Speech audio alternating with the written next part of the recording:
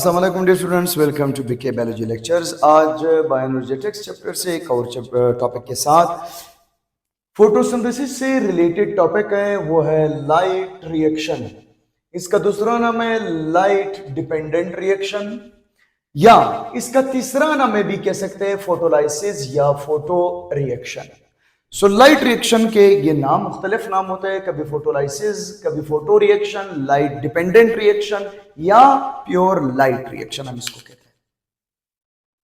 एक बार हिस्ट्री की तरफ आते हैं कि लाइट रिएक्शन होता कहां पर है और ये प्लांट में किस पॉइंट पर हो रहा है। ग्रीन प्लांट्स के अंदर जो लाइट रिएक्शन है जिसमें सोलर एनर्जी केमिकल एनर्जी में फिक्स होती है, ये चीजें डिस्कस करेंगे। और साथ में यहाँ पर इलेक्ट्रॉन कहाँ से जा रहे हैं और इसका प्रोडक्ट क्या है, इसके अंदर रिएक्टेंट्स क्या इस्तेमाल होता है, एनर्जी कहाँ से आती है, टोटल समरी लाइट रिएक्शन की क्या है। तो ये सब कुछ हम डिस्कस करने जा रहे हैं। So let's start the lecture. हमारे पास पता as you know green plants के अंदर कुछ सेल्स होते हैं, उस सेल का नाम है या समटाइम हम इसको कहते हैं मेसोफिल सेल। मेसोफिल सेल भी कहते हैं। इस सेल का दूसरा नाम है क्लोरेनकाइमा।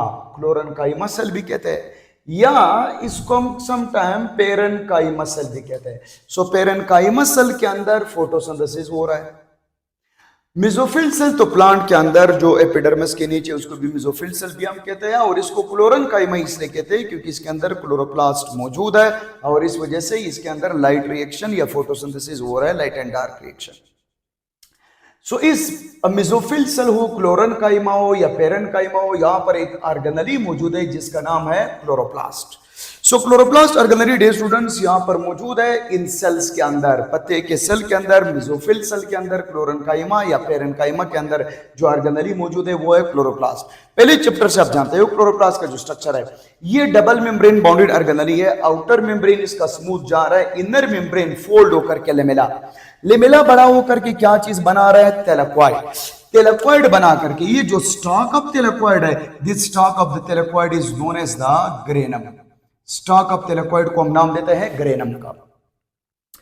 सो जब सोलर सन रेस पड़ते हैं एक पत्ते के ऊपर, ये टॉपिक आप लोगों ने पढ़ा हुआ है कि जब सूरज से रेज आती है उसके अंदर जो इलेक्ट्रोमैग्नेटिक स्पेक्ट्रम है उसका 42 से लेके 44% जो लाइट है वो विजिबल लाइट है पत्ते के ऊपर, वो फॉल करेगी। इस 42% का 1% लाइट पता एब्जॉर्ब कर रहा है, बाकी को रिफ्लेक्ट करेगा।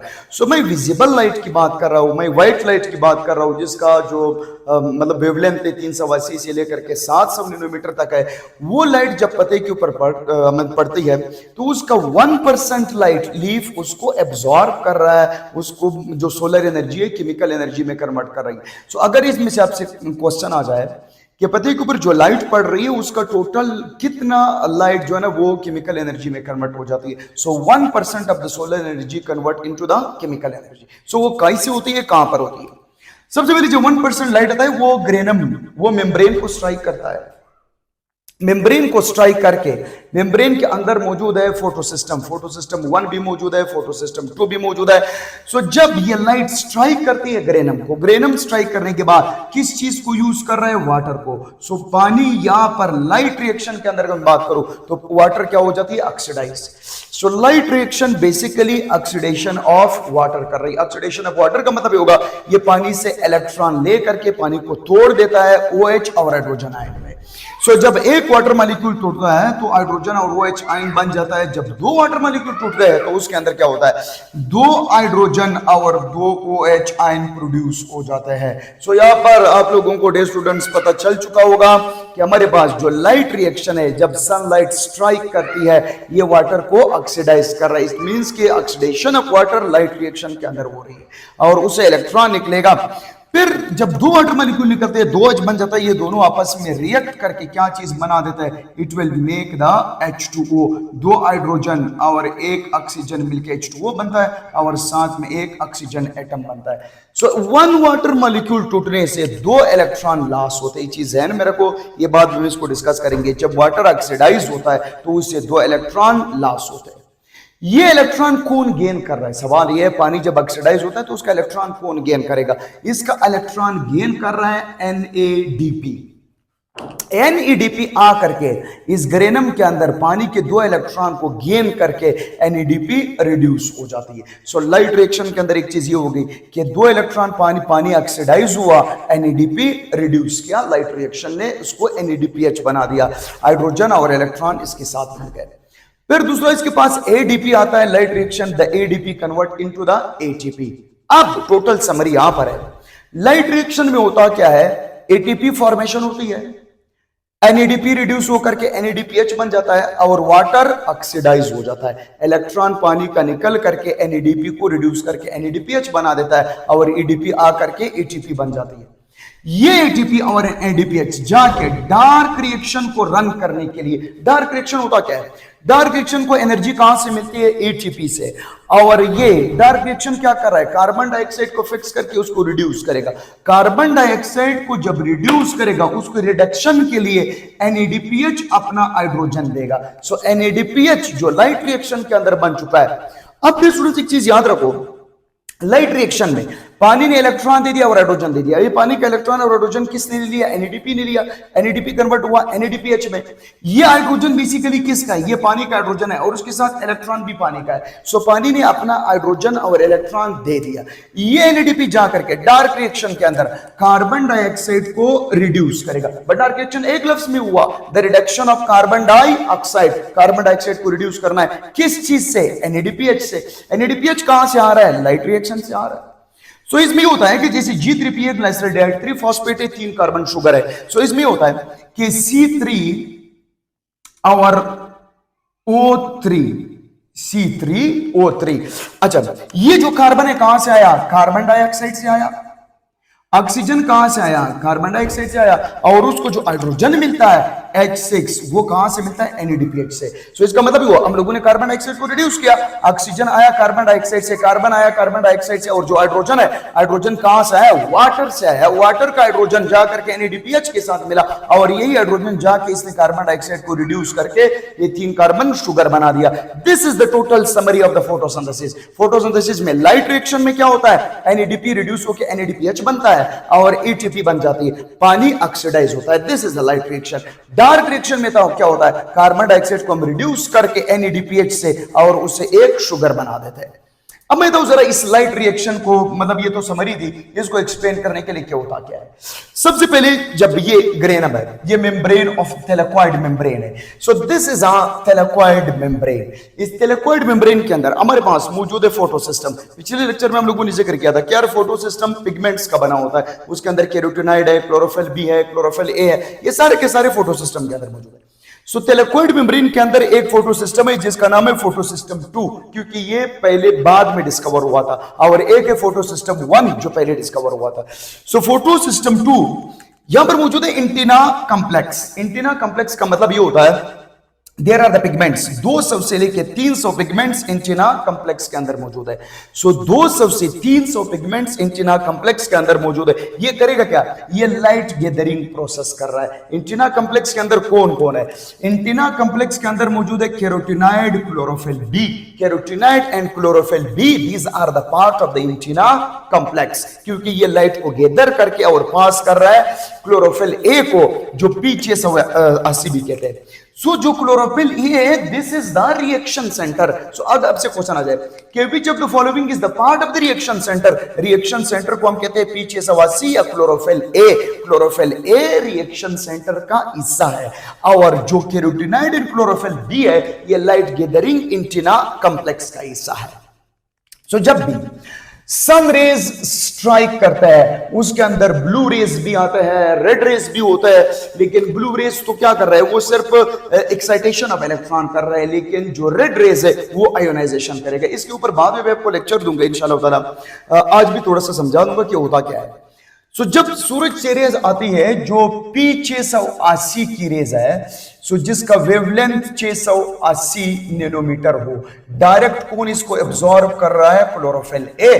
क्लोरोफिल ए 680 नैनोमीटर वाली वेवलेंथ एब्जॉर्ब करेगा, और इसके अंदर मौजूद क्या चीज है, there are the photon. Photon के पास वो एनर्जी पैकेट्स है, क्लोरोफिल ने इसको एब्जॉर्ब कर दिया। और उसके साथ एक और चीज होती है, कुछ ब्लू रेज आ रहा है जिसकी वेवलेंथ 450 भी है। इसको कौन एब्जॉर्ब कर रहा है? It is absorb by the carotenoid.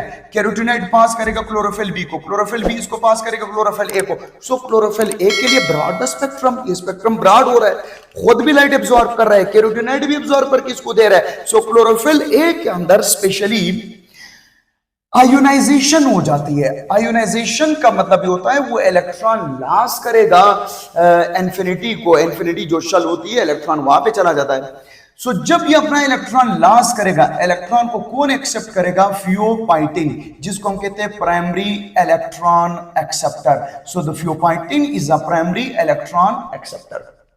अब थोड़ा सा इसको भी एक्सप्लेन करें।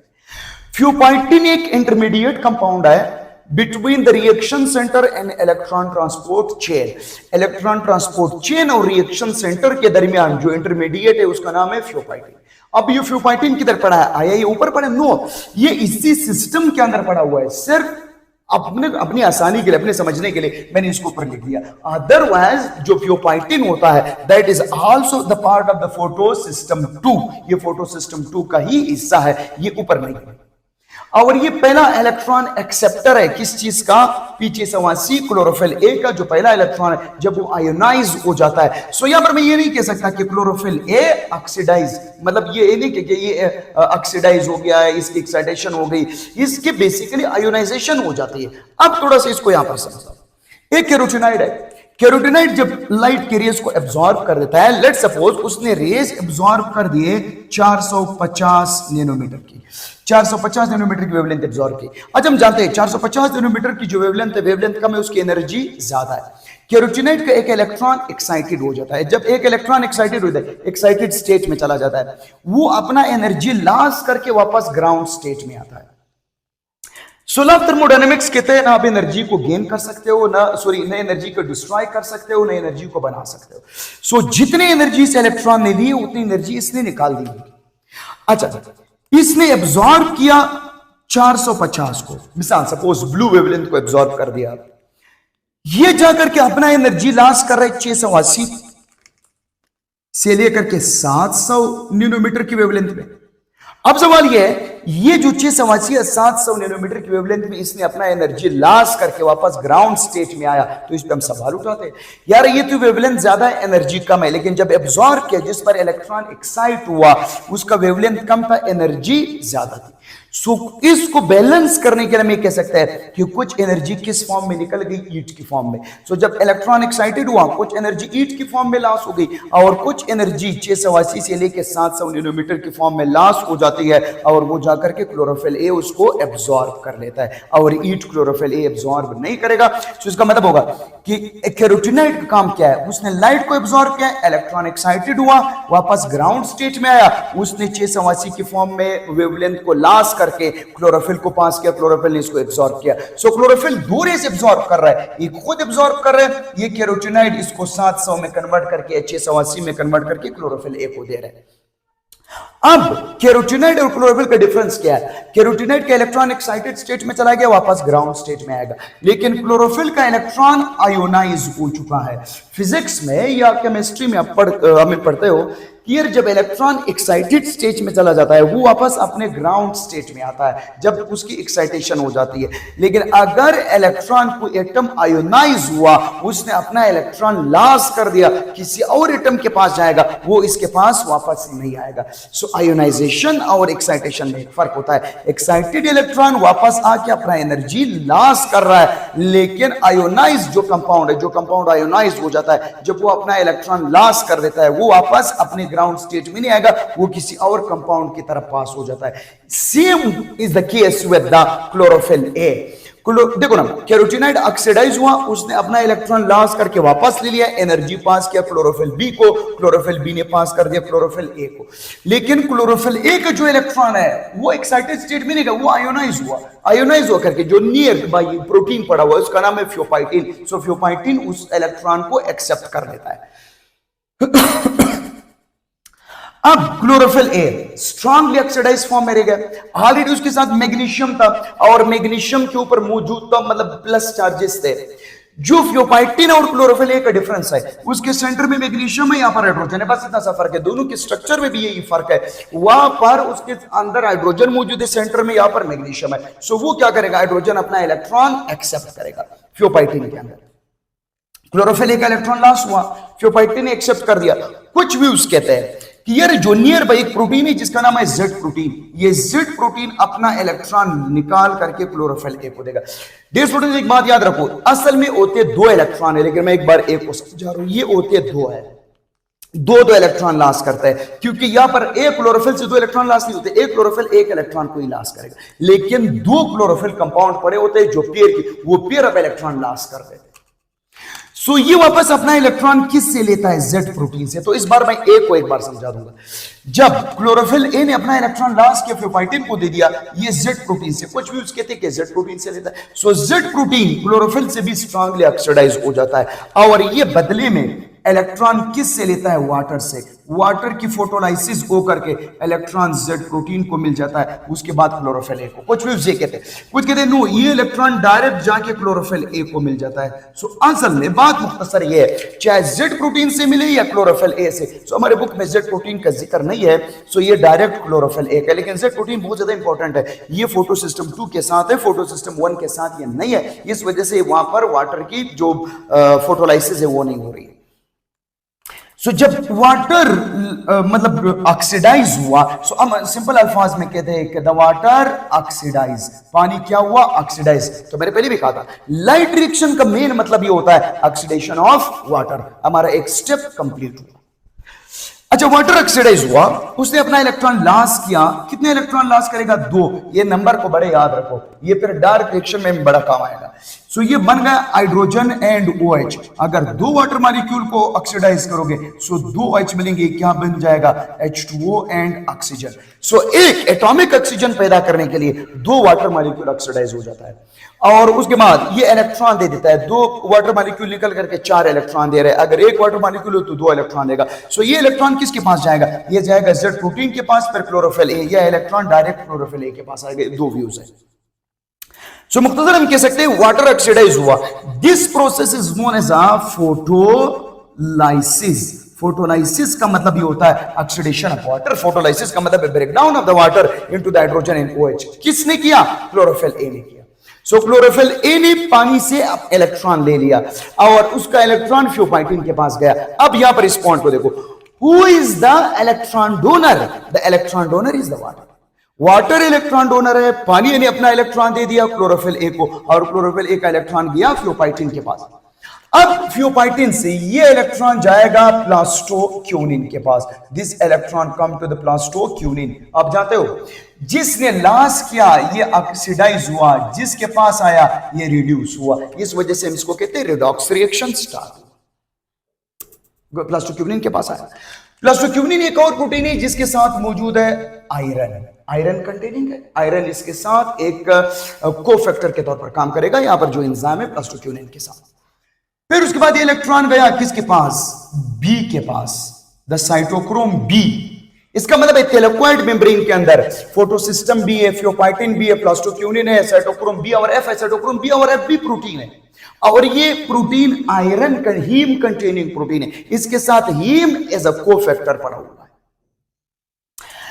इलेक्ट्रॉन के पास एनर्जी है, ये किसके पास चला गया, साइटोक्रोम एफ के पास। सो ये इलेक्ट्रॉन एक रेजोनेंस में जा रहा है, अपना एनर्जी लॉस कर रहा है। कहां पर कर रहा है, दूसरे बोर्ड पे समझाओ। सो इलेक्ट्रॉन के पास बेसिकली एनर्जी मौजूद है। इस इलेक्ट्रॉन की एनर्जी को यूटिलाइज करके we will utilize this energy.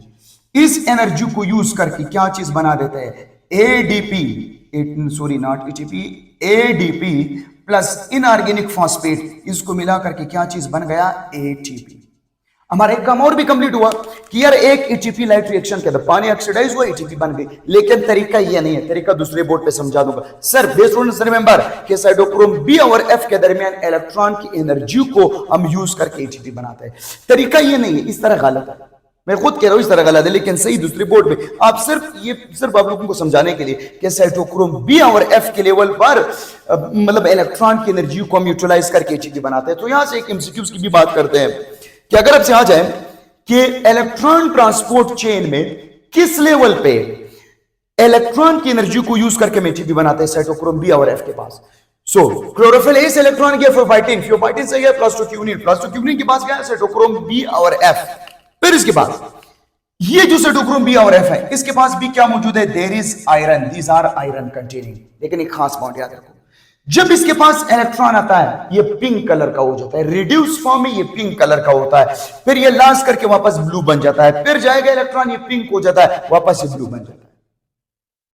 ये इलेक्ट्रॉन आखिर में किसके पास गया? Electron come to the plastocyanin. ये इलेक्ट्रॉन जा रहा है एक रेजोनेंस फॉर्म में और अपना एनर्जी लॉस कर रहा है। वो एनर्जी कैसे लॉस होती है मैं बार बार कहता हूं, दूसरे बोर्ड पे समझा दूंगा। अब इलेक्ट्रॉन प्लास्टोसायनिन के पास है। सो इस थैलेक्वाइड मेम्ब्रेन में दो सिस्टम पड़े हैं, एक सिस्टम 2 था और अब है system 1, photo system 1। Photo system 1b sun rays को एब्जॉर्ब करके 700 नैनोमीटर की वेवलेंथ को एब्जॉर्ब करके यहां से इलेक्ट्रॉन एक्साइट हो जाता है और किसके पास जाता है? फ्लोपाइटिन। वही होगा जैसे इधर हुआ था। उसी तरह इंटिना कॉम्प्लेक्स यहां पर भी मौजूद है, उसी तरह कैरोटिनॉइड है, उसी तरह क्लोरोफिल बी है, क्लोरोफिल ए, क्लोरोफिल बी ने लाइट एब्जॉर्ब के ए को दिया, ए ने फोटो सिस्टम को दिया और फोटो सिस्टम से यहां से इलेक्ट्रॉन एक्साइटेड हुआ। और किसने एक्सेप्ट किया? फ्लोपाइटिन ने। सॉरी डियर स्टूडेंट्स, ये TIN है, दिस इज अ TIN ना TEN। फ्लोपाइटिन ने इसको एक्सेप्ट कर दिया। अच्छा, ये फ्लोपाइटिन के पास आया।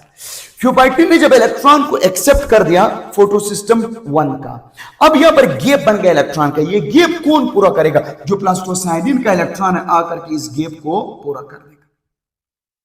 फिर एक बात याद रखो, कितने इलेक्ट्रॉन जा रहे हैं? 2, लेकिन मैं इस बार एक को समझा रहा हूं। अच्छा, फ्लोपाइटिन के पास जब इलेक्ट्रॉन गया तो यहां पर एक गैप बन गया फोटो सिस्टम 1 में इलेक्ट्रॉन का। उस गैप को किसने भर दिया? इलेक्ट्रॉन ने। किसका? प्लास्टोसायनिन। प्लास्टोसायनिन के पास कहां से? F से। F के पास B से, प्लास्टोक्यूनिन से, फ्लोपाइटिन से है, क्लोरोफिल ए, आखिर में कहां से है? वाटर से। इसका मतलब है this is the electron of the water. अब इसको हम क्या कह सकते हैं? This is known as the electron transport chain. एक इलेक्ट्रॉन ट्रांसपोर्ट चेन है between the photo system 2 and 1। Photo system 2 और 1 के दरमियान अगर आपसे कंपोनेंट पूछा जाए, इलेक्ट्रॉन ट्रांसपोर्ट चेन के कंपोनेंट्स क्या है? प्लास्टोक्यूनिन, साइटोक्रोम और प्लास्टोसायनिन। इनमें से जो प्लास्टोसायनिन है वो कॉपर कंटेनिंग है और प्लास्टोक्यूनिन एंड साइटोक्रोम वो आयरन कंटेनिंग है। सो ये तो इलेक्ट्रॉन ट्रांसपोर्ट चेन है और ये रिएक्शन सेंटर है। रिएक्शन सेंटर और इलेक्ट्रॉन ट्रांसपोर्ट चेन के दरमियान जो इंटरमीडिएट कंपाउंड है वो है फ्लोपाइटिन। अब यहां पर रिएक्शन सेंटर क्लोरोफिल ए से इलेक्ट्रॉन गया फ्लोपाइटिन के पास, फिर एक इंटरमीडिएट कंपाउंड के पास गया, उसके बाद इलेक्ट्रॉन ट्रांसपोर्ट चेन शुरू हुआ। सो एक इलेक्ट्रॉन प्लास्टोसायनिन ने दिया ए को और यहां से इलेक्ट्रॉन निकल करके किसके पास आया? फेरिडोक्सिन के पास। फ्रिडोक्सिन एक और प्रोटीन पड़ा हुआ है, इसके पास भी क्या मौजूद है? आयरन। फ्रिडोक्सिन जब रिड्यूस हो जाता है ये अपना इलेक्ट्रॉन किसको दे देता है? It will give the electron to the another enzyme. This enzyme is known as the NADP reductase. अच्छा, NADP रिडक्टेज को ये इलेक्ट्रॉन चला गया। So what is the components of the electron transport chain? इसके इलेक्ट्रॉन ट्रांसपोर्ट चेन के अंदर आ रहा है सिर्फ और सिर्फ फ्रिडोक्सिन।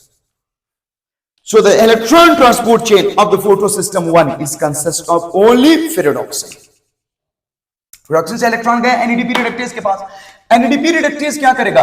NADP और हाइड्रोजन को मिला करके क्या चीज बना देगा? NADPH बना देगा। सो और साथ में एक हाइड्रोजन बनेगा, NADPH और हाइड्रोजन, क्योंकि दो इलेक्ट्रॉन जा रहे थे। एक इलेक्ट्रॉन NADP के साथ, सॉरी ये NADP है, एक इलेक्ट्रॉन NADP के साथ मिलके NADPH बना दिया और दूसरा इलेक्ट्रॉन हाइड्रोजन के साथ मिलके उसको सिंपल हाइड्रोजन बना दिया। सो दो इलेक्ट्रॉन जा रहे हैं। So this is the total pathway of the electron. इसको कहते हैं जिगजैग पाथवे, इसको कहते हैं non cyclic flow of electron. जब non cyclic flow of electron होता है, जरा उसके कुछ डिफरेंसेस देखो क्या है। नॉन साइक्लिक में फोटो सिस्टम 2 और फोटो सिस्टम 1 दोनों इन्वॉल्व है। नॉन साइक्लिक में इलेक्ट्रॉन डोनर वाटर है, नॉन साइक्लिक में इलेक्ट्रॉन एक्सेप्टर NADP है। नॉन साइक्लिक प्रोसेस के अंदर, non cyclic electron transport chain के अंदर फोटोफॉस्फोराइलेशन होता है। फॉस्फोराइलेशन का मतलब है addition of the inorganic phosphate with ADP। सो इसको हम क्या कहते हैं? Photo phosphorylation. फोटोफॉस्फोराइलेशन हुआ। इसका मतलब है लाइट की मौजूदगी में इलेक्ट्रॉन गया, उसने फोटोफॉस्फोराइलेशन करके एडीपी के साथ इनऑर्गेनिक फॉस्फेट मिलाकर एटीपी बना दिया। So non cyclic electron flow के अंदर फोटोफॉस्फोराइलेशन हुआ, एटीपी भी बन गई, एनएडीपी रिड्यूस होकर के एनएडीपीएच भी बन गया, एटीपी भी बन गई, एनएडीपीएच भी बन गया। वाटर ऑक्सीडाइज हुआ, उसने इलेक्ट्रॉन दे दिया, वाटर ऑक्सीडाइज हुआ, इलेक्ट्रॉन दे दिया। सो लाइट रिएक्शन की टोटल यही मतलब समरी है कि पानी ऑक्सीडाइज हो जाता है, इलेक्ट्रॉन दे के उसने रास्ते में एटीपी भी बनाया और एनएडीपीएच भी बनाया। सो एक्सेप्टर कौन है इलेक्ट्रॉन का? एनएडीपीएच है। ये किसका इलेक्ट्रॉन था? वाटर का। सो वाटर का इलेक्ट्रॉन एनएडीपीएच ने एक्सेप्ट करके, यही एनएडीपीएच जा करके वो इलेक्ट्रॉन और हाइड्रोजन डार्क रिएक्शन को दे करके उसकी मदद से ये कार्बन डाइऑक्साइड रिड्यूस हो जाता है और एक कार्बोहाइड्रेट बन जाता है।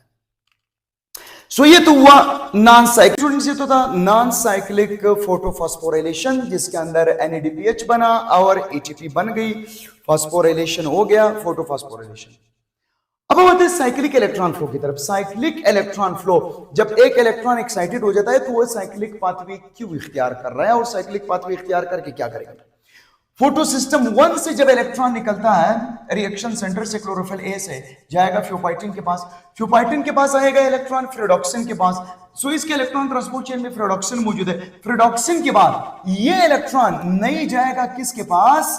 एनएडीपी रिडक्टेज के पास। ये इलेक्ट्रॉन, तो ये इलेक्ट्रॉन कहां पर जाएगा? This electron move to the, ये इलेक्ट्रॉन निकल जाएगा फ्रेडॉक्सिन से, वापस आकर के किसके पास आएगा? साइटोक्रोम बी और एफ के पास। वही इलेक्ट्रॉन फ्रेडॉक्सिन से अब इस टाइम आया है साइटोक्रोम बी और एफ के पास। उसके एनर्जी को यूज करके क्या चीज बन गई? एटीपी। इसको कहते हैं फोटोफॉस्फोराइलेशन। और इलेक्ट्रॉन है साइटोक्रोम बी के पास, एफ के पास, उसके बाद गया प्लास्टोसायनिन के पास, प्लास्टोसायनिन के पास वापस आया फोटोसिस्टम 1 के पास, फोटोसिस्टम 1 के पास आकर के ये वापस जाएगा फ्यूपाइटिन, फ्यूपाइटिन के बाद फ्रेडॉक्सिन, फ्रेडॉक्सिन के बाद एनएडीपी रिडक्टेज के बजाय ये वापस आएगा किसके पास? साइटोक्रोम बी और एफ के पास। सो हम कह सकते हैं कि इलेक्ट्रॉन फोटो सिस्टम 1 से निकला, वापस फोटो सिस्टम 1 के पास आया। कहां से गुजरा? फ्रेडॉक्सिन से गुजरा, साइटोक्रोम बी और एफ के लेवल पर एनर्जी यूज करके एटीपी बना दिया, प्लास्टोसायनिन के पास गया, वापस फोटो सिस्टम 1 के पास आकर के वो इलेक्ट्रॉन बार बार यूज हो रहे हैं और सिर्फ एटीपी बन रही है। इसका मतलब होगा कि फोटो सिस्टम 1 का इलेक्ट्रॉन नहीं जा रहा है, किसके पास नहीं जाएगा?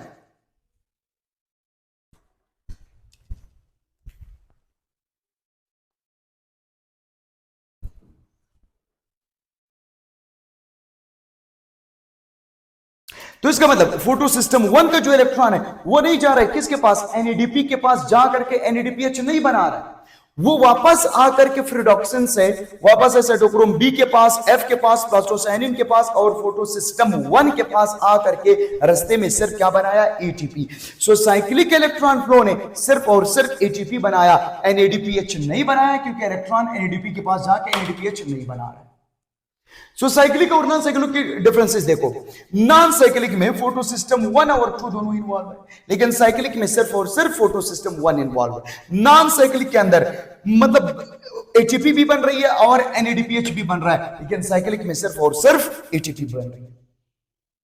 अब उसके इलेक्ट्रॉन ट्रांसपोर्ट चेन की बात करें, यहां पर जो इलेक्ट्रॉन ट्रांसपोर्ट चेन है किसका? साइक्लिक इलेक्ट्रॉन फ्लो का। तो उसके अंदर क्या चीज आ रही है? फ्रेडॉक्सिन है, देयर इज एफडी फ्रेडॉक्सिन। उसके बाद किसके पास आएगा? साइटोक्रोम के पास, साइटोक्रोम बी और एफ के पास। फिर उसके बाद किसके पास जाएगा? प्लास्टोसायनिन। तो इसका मतलब है इलेक्ट्रॉन विल मूव, फ्रेडॉक्सिन से आएगा साइटोक्रोम बी और एफ के पास, उसके बाद प्लास्टोसायनिन, प्लास्टोसायनिन के पापास वापस आएगा रिएक्शन सेंटर में, रिएक्शन सेंटर से निकल करके वापस फ्यूपाइटिन इंटरमीडिएट के पास जाएगा और फ्रेडॉक्सिन के पास ये वापस आएगा फ्रेडॉक्सिन से साइटोक्रोम बी और एफ के पास और प्लास्टोसायनिन वापस आएगा फोटोसिस्टम 1।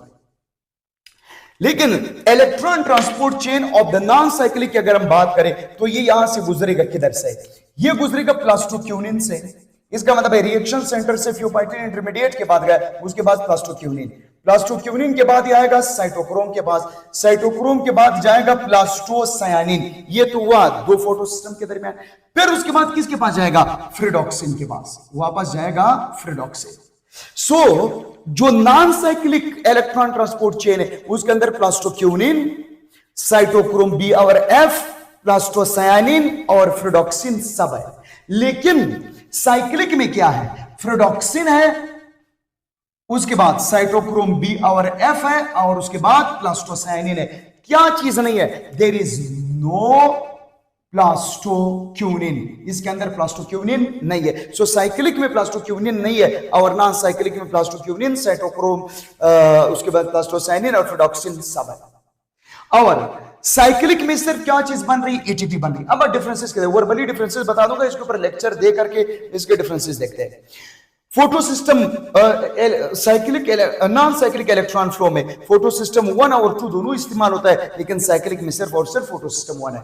नॉन साइक्लिक में इलेक्ट्रॉन डोनर वाटर है, लेकिन साइक्लिक में इलेक्ट्रॉन डोनर फोटोसिस्टम 1 है।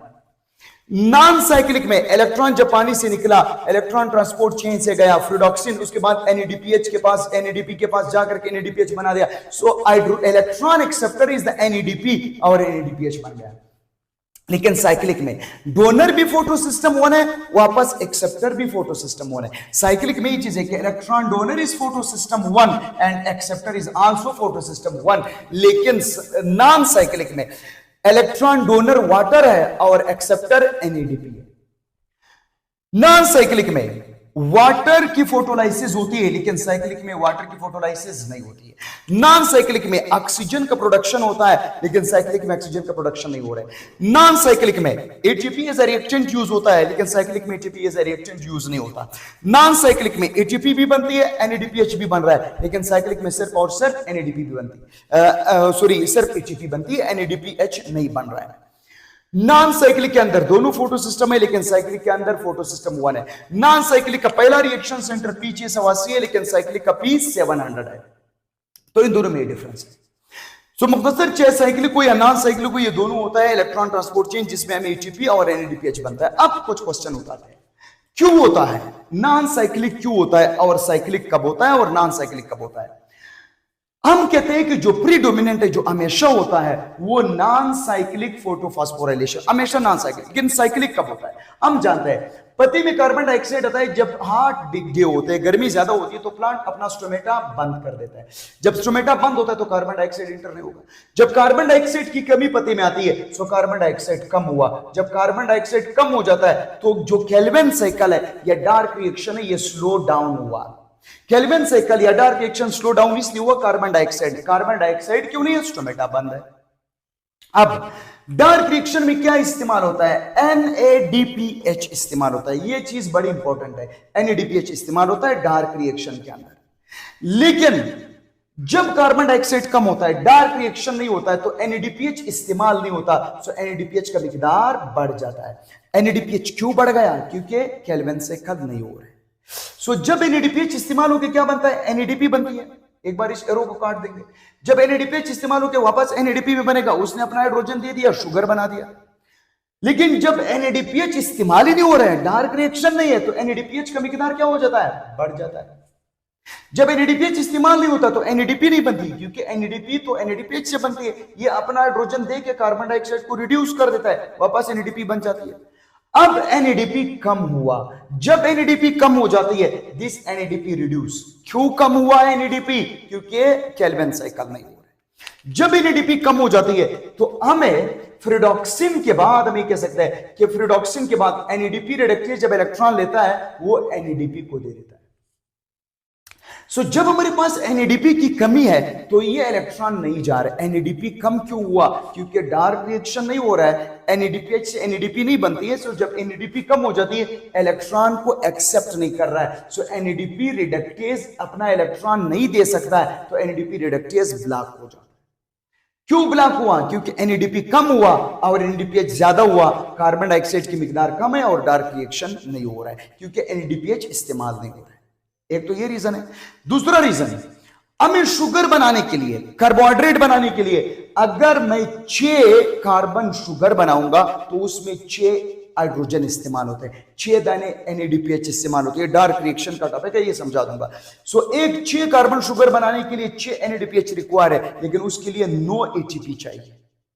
लेकिन एक non cyclic electron transport chain में अगर 6 NADPH बनते हैं, तो 6 ATP बनते हैं। इसका मतलब है NADPH और ATP तो बराबर बनते हैं। लेकिन यहां पर एटीपी की यूटिलाइजेशन ज्यादा होती है। सो जब एटीपी की यूटिलाइजेशन ज्यादा होती है, कभी कभार एटीपी कम हो जाती है। इस एटीपी की कमी को पूरा करने के लिए सेल क्या कर देते हैं, क्लोरोप्लास्ट के अंदर थैलेकॉइड मेम्ब्रेन है, वो नॉन साइक्लिक फोटोफॉस्फोराइलेशन स्टार्ट कर देते हैं ताकि एटीपी की मिकदार को बढ़ाया जा सके। क्योंकि एटीपी की यूटिलाइजेशन एनएडीपीएच से ज्यादा है। कभी कभार कार्बन डाइऑक्साइड भी होता है, सब कुछ होता है, एनएडीपीएच इस्तेमाल भी हो रहा है, एनएडीपी भी है, इलेक्ट्रॉन को एक्सेप्ट भी कर सकता है, लेकिन एटीपी की कमी आती है। जब एटीपी की कमी आती है सो उसको टेम्पररी तौर पर पूरा करने के लिए प्लांट क्या चीज कर देता है, साइक्लिक इलेक्ट्रॉन फ्लो करेगा ताकि एटीपी को बनाया जा सके। सो दिस इज द कंडीशन कि क्यों कभी साइक्लिक होता है कभी नॉन साइक्लिक। सो हमें कह सकते हैं कि जो साइक्लिक इलेक्ट्रॉन ट्रांसपोर्ट चेन है, या जिसको हम जेड स्कीम भी कहते हैं, जो जिग जेग है, जेड स्कीम भी कहते हैं, ये प्रीडोमिनेंट हमेशा यही होता है। लेकिन साइक्लिक कभी कभार होता है, उसके कंडीशंस ये है, या तो डार्क रिएक्शन नहीं है, एनएडीपीएच इस्तेमाल नहीं हुआ, एनएडीपी नहीं बनी। जब एनएडीपी नहीं है तो हमारा इलेक्ट्रॉन यूज नहीं होगा, जब इलेक्ट्रॉन यूज नहीं होगा तो ये साइक्लिक इलेक्ट्रॉन ट्रांसपोर्ट चेन इख्तियार करेगा।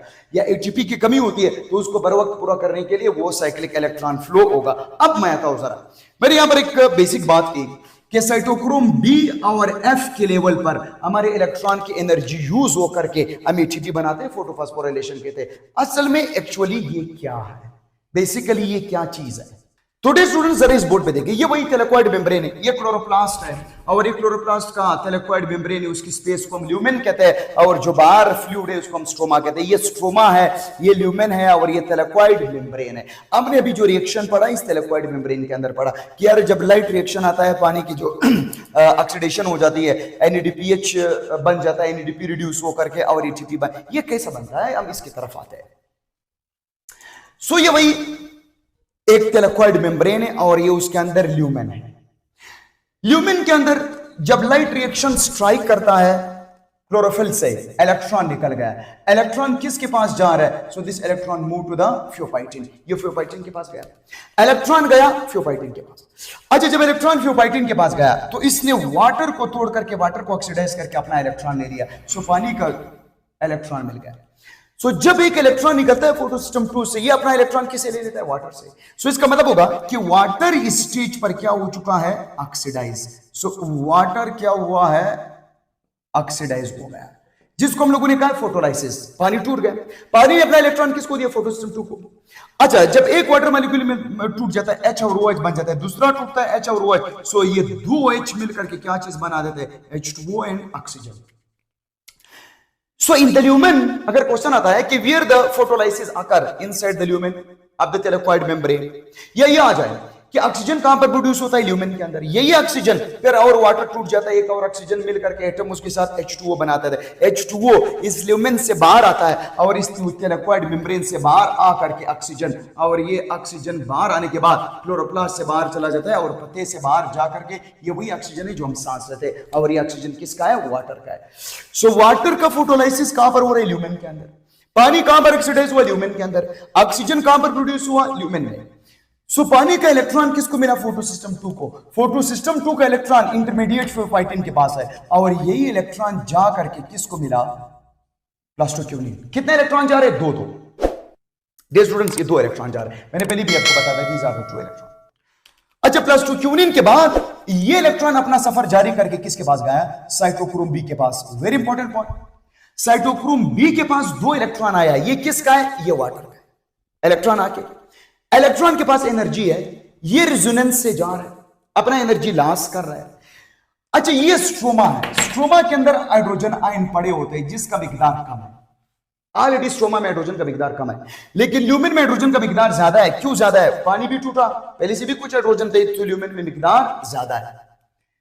जब 2 इलेक्ट्रॉन प्लास्टोक्यूनिन से साइटोक्रोम बी के पास आता है तो ये स्ट्रोमा से 2 हाइड्रोजन को गेन कर लेता है। यहां पर क्या हुआ? अब साइटोक्रोम बी रिड्यूस हुआ, जब ये रिड्यूस होता है तो इसका कलर पिंक हो जाता है, जब ऑक्सीडाइज होता है तो वापस ब्लू हो जाता है। सो रिड्यूस्ड फॉर्म में साइटोक्रोम बी का कलर पिंक हुआ। साइटोक्रोम बी ने क्या किया? प्लास्टोक्यूनिन से 2 इलेक्ट्रॉन लिया, स्ट्रोमा से 2 हाइड्रोजन ले लिया। अब ये इलेक्ट्रॉन और हाइड्रोजन का क्या रिश्ता है? इलेक्ट्रॉन अपना एनर्जी हाइड्रोजन को देता है। सो हाइड्रोजन के बाद जो एनर्जी आती है वो बेसिकली इलेक्ट्रॉन की होती है। इस एनर्जेटिक हाइड्रोजन ये आकर के किधर आया? ल्यूमेन में। इसका मतलब है 2 हाइड्रोजन ल्यूमेन में आ गए, हाइड्रोजन पंप हो गए। कैसे पंप हो गए? इसको एनर्जी मिली। एनर्जी किसने दी? इलेक्ट्रॉन ने। सो इलेक्ट्रॉन ने अपना हाइड्रोजन इलेक्ट्रॉन ने अपना एनर्जी हाइड्रोजन को दे करके उसको स्ट्रोमा से ल्यूमेन में पंप करवाया। सो हाइड्रोजन के पास जो एनर्जी है वो बेसिकली इलेक्ट्रॉन की है। इलेक्ट्रॉन के पास जो एनर्जी है वो आई सन रेज से। सन रेज ने इसको एनर्जाइज कर दिया। सो इलेक्ट्रॉन को जो एनर्जी मिली वो सनलाइट से मिली और इलेक्ट्रॉन ने अपनी एनर्जी दे दी हाइड्रोजन को। सो बेसिकली ये सनलाइट की एनर्जी है जो इलेक्ट्रॉन के पास है और इसने अपनी एनर्जी हाइड्रोजन को दे दिया और हाइड्रोजन को पंप किया ल्यूमेन में। ल्यूमेन के अंदर हाइड्रोजन के पास जो एनर्जी है वो बेसिकली इलेक्ट्रॉन। सो खैर हाइड्रोजन जब ल्यूमेन में आया ये वापस ऑक्सीडाइज हुआ। ये दो इलेक्ट्रॉन किसके पास चले गए? साइटोक्रोम एफ के पास गए, बी के बाद एफ के पास गए। एफ के लेवल पर भी उसने क्या कर दिया? दो हाइड्रोजन आयन लिए। So it will also take the two hydrogen ion. अब साइटोक्रोम एफ के लेवल पर भी ये दो इलेक्ट्रॉन दो हाइड्रोजन को एनर्जी देगा। जब दो हाइड्रोजन को एनर्जी देगा also pump the two hydrogen in the lumen. अब ल्यूमेन के अंदर हाइड्रोजन की पंपिंग की। पहले बोर्ड पे मैंने क्या लिखवाया कि साइटोक्रोम बी और एफ के लेवल पर एनर्जी यूज होकर के एटीपी बनती। एनर्जी यूज होकर के एटीपी कभी नहीं बनेगी। असल में साइटोक्रोम बी और एफ के लेवल पर इलेक्ट्रॉन ने एनर्जी दे करके साइटोक्रोम बी और एफ के लेवल पर हाइड्रोजन को ल्यूमेन में पंप कर दिया। खैर इलेक्ट्रॉन रेजोनेंस से जा रहे अपना एनर्जी दे रहे हाइड्रोजन को और हाइड्रोजन आया ल्यूमेन में। इधर हाइड्रोजन फंस गया। अब ये इलेक्ट्रॉन किसके पास जा रहे हैं? These two electron move to the plastocyanin. Plastocyanin के पास जाएगा। प्लास्टोसायनिन के बाद ये वापस किसके पास जाएगा? फोटोसिस्टम 1। फोटोसिस्टम 1 से फिर सन रेज इसको निकाल करके जाएगा फ्यूपाइटिन के बाद। फ्यूपाइटिन के बाद ये इलेक्ट्रॉन किसके पास आ रहे हैं? द टू इलेक्ट्रॉन ये आ जाता है फ्रेडॉक्सिन के पास, जैसे पिछले बोर्ड में हम लोगों ने जिक्र किया। फ्रेडॉक्सिन के पास ये दो इलेक्ट्रॉन आते हैं एनएडीपी रिडक्टेज के पास। एनएडीपी रिडक्टेज के पास आकर के क्या चीज बनेगा? वो एनएडीपी को रिड्यूस करके क्या चीज बन गया? एनएडीपीएच बना। अच्छा आगे सुनो। सो this is the summary of the light reaction. Light reaction में क्या हुआ? पानी टूटा, इलेक्ट्रॉन ने जा करके एनएडीपी को एनएडीपीएच में रिड्यूस कर दिया। सो what is the light reaction? The photolysis हुआ, एनएडीपी रिड्यूस होकर के एनएडीपीएच बना और रास्ते में इलेक्ट्रॉन ने हाइड्रोजन को पंप कर दिया from the stroma to the lumen. अच्छा ल्यूमेन में हाइड्रोजन आया। पहले से भी हाइड्रोजन बना था पानी के टूटने से, अब दो हाइड्रोजन और आ गए। तो इसका मतलब है हाइड्रोजन का मिकदार बढ़ता जा रहा है और इसके अंदर क्या मौजूद है? Kinetic energy. हाइड्रोजन को एनर्जी किसने दी? इसके पास जो काइनेटिक एनर्जी है वो बेसिकली एनर्जी ऑफ इलेक्ट्रॉन। हमेशा जब इलेक्ट्रॉन मूव करता है सो अपना एनर्जी हीलियम और हाइड्रोजन को दे करके उसको पंप कर देता है। ये बल्ब में भी यूज होता है। सो खैर वो फिजिक्स का है, लेकिन हमें कह सकते हैं हाइड्रोजन आकर के स्ट्रोमा से ल्यूमेन में आया। अब इसके पास क्या मौजूद है? काइनेटिक एनर्जी मौजूद है इस हाइड्रोजन के पास। और एनर्जी किसकी है? इलेक्ट्रॉन की है। हाइड्रोजन आयन बढ़ रहा है, वापस जा नहीं सकता। आया किसने? एनर्जी इलेक्ट्रॉन ने दी, वापस निकल नहीं सकता क्योंकि मेम्ब्रेन से कभी पोलर आयन पास नहीं हो सकते। ये हाइड्रोजन आयन इधर फंस गए ल्यूमेन में। एक रास्ता है वो है एटीपी सिंथेज, लेकिन एटीपी सिंथेज भी इतना आसानी से इसको रास्ता नहीं दे रहे। एटीपी सिंथेज एक एंजाइम है जो बेसिकली लो पीएच पे 5 पीएच पे काम करेगा। जब हाइड्रोजन आयन का मिकदार बढ़ता है तो पीएच कम हो जाता है। जब कब तक पहुंचता है ल्यूमेन का पीएच? 5 तक। सो ये जो एटीपी सिंथेज एंजाइम है इसके दरमियान एक गैप बन जाता है। गैप बनते ही किस पीएच पे? 5 पीएच पे। सो ये हाइड्रोजन 4 हाइड्रोजन इस एटीपी सिंथेज से गुजरेंगे। जब 4 हाइड्रोजन आयन गुजर गए, देखो हम लोगों ने पहले भी कहा था ल्यूमेन के अंदर हाइड्रोजन का मिकदार ज्यादा है और स्ट्रोमा में हाइड्रोजन का मिकदार कम है। In the stroma hydrogen ion is less, in the lumen the hydrogen ion more. So ATP synthase से हाइड्रोजन आयन जब गुजरते हैं, हाइड्रोजन आयन के पास क्या चीज है? एनर्जी है, काइनेटिक एनर्जी। ये एंजाइम को एनर्जी दे करके ये एंजाइम को रोटेट कर देता है। जब एंजाइम के अंदर रोटेशन होती है उसकी एक्टिव साइट को एक प्रॉपर शेप मिलता है। एक्टिव साइट को प्रॉपर शेप एंजाइम का कब मिला? जब हाइड्रोजन गुजरा। हाइड्रोजन के पास क्या आती? Kinetic energy. हाइड्रोजन की काइनेटिक एनर्जी यूज होकर के इस एटीपी सिंथेज को रोटेट करके उसका एक्टिव साइट को एक शेप देता है। इसका मतलब है एंजाइम को एनर्जी हाइड्रोजन आयन दे दी। जब उसका एक्टिव साइट बन जाता है एक पेंटोज शुगर या जिसको हम कहते हैं राइबोज शुगर, इसके साथ एडेनिन बेस अटैच है, तो यहां पर हम क्या कह सकते हैं? ये राइबोज शुगर या पेंटोज शुगर और एडेनिन बेस इसको कहते हैं एडिनोसिन। एक फॉस्फेट लगा है मोनोफॉस्फेट, 2 लगा है डाइफॉस्फेट और इसके साथ एक और फॉस्फेट लग जाता है। तो इसका मतलब होगा इनऑर्गेनिक फॉस्फेट मिला किसके साथ? एडीपी के साथ मिलकर के क्या चीज बन गया? एटीपी एनर्जी बन गई। एटीपी एनर्जी किसने बनाई? बेसिकली एटीपी सिंथेज ने बनाई। कैसे बनाई? जब हाइड्रोजन आयन उससे गुजरा, उसने इस एंजाइम को एक्टिवेट कर दिया। सो कैसे गुजरा? हाई कंसंट्रेशन से लो कंसंट्रेशन में। This process is known as a chemiosmosis. So what the chemiosmosis is? The chemiosmosis का मतलब होता है the movement of the ion from the high concentration to the low concentration। आज अगर आपसे question आता है कि एटीपी किस प्रोसेस से बनता है, एटीपी फॉर्मेशन को कहते हैं केमियोऑस्मोसिस। फॉस्फेट का इनऑर्गेनिक फॉस्फेट का एडीपी के साथ मिलना, इसको कहते हैं फॉस्फोराइलेशन। लेकिन जो प्रोसेस है केमियोऑस्मोसिस है कि केमियोऑस्मोसिस से हाइड्रोजन आयन जाते हैं बाहर और इस एंजाइम को एक्टिवेट करके वो एटीपी बना देता है। अच्छा, एटीपी कैसे बनी? जब हाइड्रोजन आयन गुजरे केमियोऑस्मोसिस के तो उसने एंजाइम को एक्टिवेट कर दे, एटीपी बनाई। हाइड्रोजन आयन कैसे गुजरे? हाई कंसंट्रेशन से लो में। कहां से आए? कुछ पानी से आए, कुछ पंप हो गए। कहां पर? स्ट्रोमा से ल्यूमेन में। किस लेवल पर पंप हुआ? साइटोक्रोम बी और एफ के लेवल पर। सो साइटोक्रोम बी और एफ के लेवल पर कभी इलेक्ट्रॉन की एनर्जी को यूज करके हम एटीपी नहीं बना सकते। ये मैंने तो पहले भी बताया था कि ये एटीपी इस तरह नहीं बनती है। असल में साइटोक्रोम बी और एफ के लेवल पर एटीपी बनती नहीं है। साइटोक्रोम बी और एफ के लेवल पर हाइड्रोजन आयन पंप होता है स्ट्रोमा से ल्यूमेन में। यही हाइड्रोजन आयन जब वापस बाहर चले जाते हैं एंजाइम को एक्टिवेट करके एटीपी बनाए। खैर एटीपी तो बन गया हमारे पास।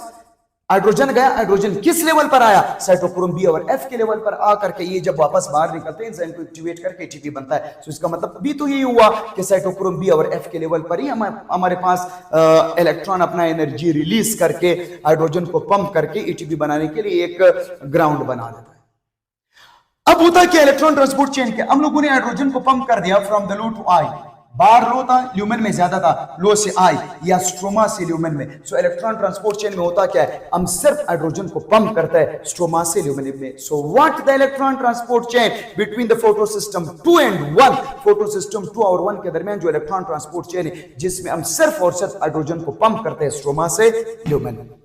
लेकिन फोटोसिस्टम 1 का जो इलेक्ट्रॉन ट्रांसपोर्ट चेन है वहां पर हाइड्रोजन पंप नहीं होता, वहां पर इलेक्ट्रॉन निकल करके एनएडीपी के साथ मिलकर के एनएडीपीएच बना देता है। सो लाइट रिएक्शन का खुलासा क्या है? लाइट रिएक्शन का खुलासा यह है कि पानी का फोटोलाइसिस हुआ, इलेक्ट्रॉन निकला, इस इलेक्ट्रॉन ने एनएडीपी को रिड्यूस करके एनएडीपीएच बना दिया, हाइड्रोजन को पंप करके केमियोऑस्मोसिस करके एटीपी बना दिया। सो लाइट रिएक्शन में केमियोऑस्मोसिस हो रहा है और एनएडीपी रिड्यूस होकर के एनएडीपीएच बन रहा है और वाटर ऑक्सीडाइज हो करके वो टूट जाता है, उसकी फोटोलाइसिस हो जाती है, इलेक्ट्रॉन लॉस हो जाता है पानी का।